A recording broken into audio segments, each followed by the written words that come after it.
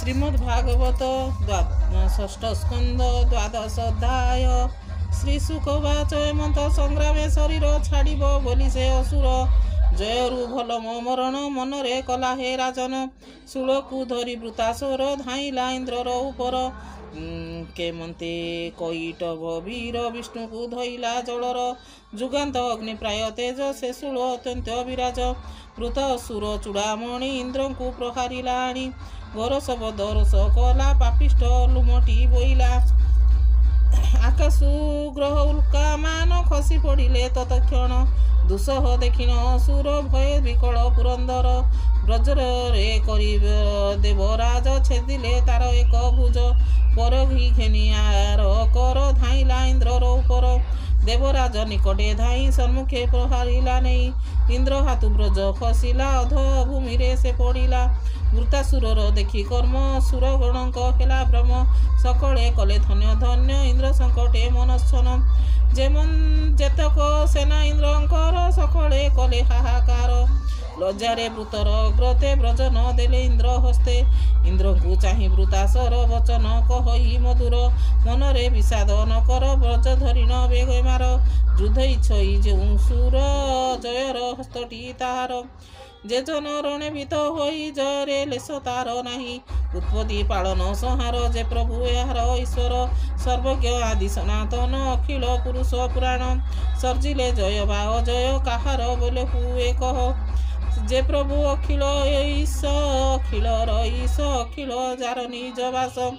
କାଳ ସ୍ୱରୂପେ ଶରୀର ମୃତ୍ୟୁ ଅମୃତ ଅଗଚର। ସକଳ ହେତୁ ଯେ ଅଟଇ ତାହାଙ୍କୁ ଅଜ୍ଞାନ ଜାଣଇ।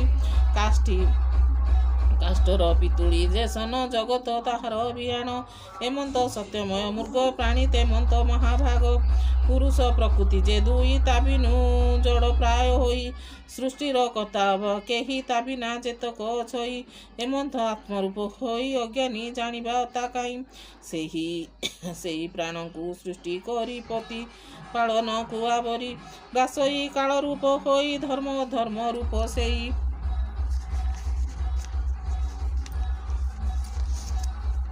ପ୍ରାଣୀର ପ୍ରାଣ ହନ୍ତି ଚିତେ ଯଶ ଯଶ କୀର୍ତ୍ତି ଯେତେ। ଯେ ଗ୍ରାସ ପ୍ରସନ୍ନ ହୋଇ ଅଷ୍ଟ ଐଶ୍ୱର୍ଯ୍ୟ ତାକୁ ଦେଇ। ଏହାର ସାକ୍ଷୀ ଯେଉଁ ଜନ ସେ ଯାକୁ ହୋଇ ପ୍ରସନ୍ନ। ସଂସାରେ ବଦ୍ଧ ଯେ ନ ହୋଇ ସକଳ ପାପୁ ସେ ତରଇ। ଜୟ ଜୟରୁ ବାହାର ତୁମ୍ଭେ କି ନ ଜାଣ ଈଶ୍ୱର। ଶ୍ରୀଶୁକ ଉବାଚ ଶୁଣ କହିବା ନୃପମଣି ବୃତର ବାକ୍ୟ ଇନ୍ଦ୍ର ଶୁଣି। ବୃତକୁ ଧନ୍ୟ ଧନ୍ୟ କହି ହସେ ଡାକିଲେ ବ୍ରଜଧାରୀ। ଆହୋ ଦାନବ ସାଧୁ ତୁହି ତୁ ଯେ ଶୁଦ୍ଧ ବୋଧି ହୋଇ। ସକଳ ଆତ୍ମାର ଈଶ୍ୱର ଭଜିଲୁ ଚରଣ ତାଙ୍କର। ଜଗମୋହନ ବିଷ୍ଣୁ ମାୟା ଦାନବ ଛେଦିଲୁ ତୁ ତାହା। ଐରୀ ଭାବ କଲୁ ଦୂର କଲୁ ତୁ ସ୍ୱଲୋକ ଆଚାର। ଏ ଐଶ୍ୱର୍ଯ୍ୟ ବଡ଼ ମୋର ସ୍ୱଭାବେ ରଜଗୁଣ ତୋର। ଅଖିଳ ବ୍ରହ୍ମାଣ୍ଡର ପତି ତାତ ହିଁ ତୋର ଦୃଢ଼ମତି। ପରମ ବ୍ରହ୍ମଗିରି ଯେହୁ ତାତ ହିଁ ଯାର ଭକ୍ତି ହୋଇ। ଅମୃତ ସିନ୍ଧୁରେ ଯେ ସନ କ୍ରୀଡ଼ା କରନ୍ତି ଅନୁକ୍ଷଣ। କି କାର୍ଯ୍ୟ କୂପ ଚଳେ ତାହାର ସ୍ୱଭାବେ ତୁଚ୍ଛ ସେ ଅସାର। ବାଦାରାୟଣ ଉବାଚ ଅନନ୍ୟ ଧର୍ମକୁ କହିଲେ ପୁଣି ହିଁ ଯୁଦ୍ଧ ଆରମ୍ଭିଲେ। ସମ୍ମୁଖେ ବୀର ଦୁଇ ଜଣ କରି ଲାଗନ୍ତେ ଘୋର ରଣ। ବୃତା ପରଘ କରେ ନେଇ ଇନ୍ଦ୍ରଙ୍କୁ ପ୍ରହାରିଲା ଯାଇ। ପରଘ ନେଇ କାମ କରେ ଶବଦ କଲା ମହାଘରେ। କର ପରଘ ଏକା ବେଳେ ଇନ୍ଦ୍ର ଛେଦିଲେ ଅବହେଳେ। ବୃତର ଗଲା ଦୁଇ କର ରକତ ହେଲା ଜର ଜର। ବ୍ରଜର ଯେସନ ପର୍ବତ ତେନେ ହୋଇଲା କ୍ଷୀଣ ହସ୍ତ। ଅଧର ହନୁ ଭୂମି ପରେ ଉତ୍ତର ହନୁ ସ୍ୱର୍ଗପୁରେ।